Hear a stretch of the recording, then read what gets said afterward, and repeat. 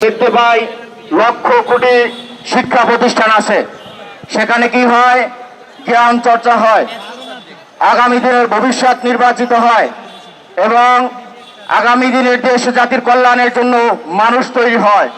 কিন্তু বাংলাদেশ এমন একটি আজব দেশ, যে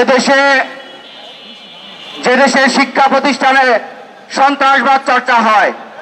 বাংলাদেশে এমন একটি দেশ, যে দেশের শিক্ষা প্রতিষ্ঠানগুলোতে দখলদার চর্চা হয়, যে দেশের শিক্ষা প্রতিষ্ঠানে আধিপত্য বিস্তার চর্চা হয়, সংগ্রামের উপস্থিতি। আর এগুলি কারা করে? এগুলি করে হলো সরকার দল আর বিরোধী দলের লাঠিয়াল বাহিনীরা।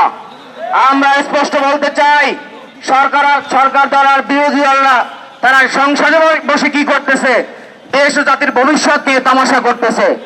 আমরা স্পষ্টভাবে বলতে চাই, যাদের কারণে আজকে ক্যাম্পাসগুলো উত্তপ্ত, যাদের কারণে আজকে ক্যাম্পাসের সাধারণ শিক্ষার্থীদের জীবন হুমকির মুখে, আমরা বলতে চাই আপনারা ক্যাম্পাস ছেড়ে চলে যান। আপনাদেরকে পড়াশোনা করার কোনো দরকার নেই। আপনারা সন্ত্রাসবাদ করেন গিয়ে জঙ্গলে চলে যান, শিক্ষা প্রতিষ্ঠানে আপনাদের জায়গা নাই। আপনারা যদি তা না পারেন, তাহলে এদেশের সাধারণ শিক্ষার্থীরা এমন দুর্বল আন্দোলন করে তুলবে, আপনারা জায়গা পাবেন না। আওয়ামী লীগ ছাত্রলীগ তো পালিয়ে গেছে, আপনাদের পালাবার জায়গা থাকবে না।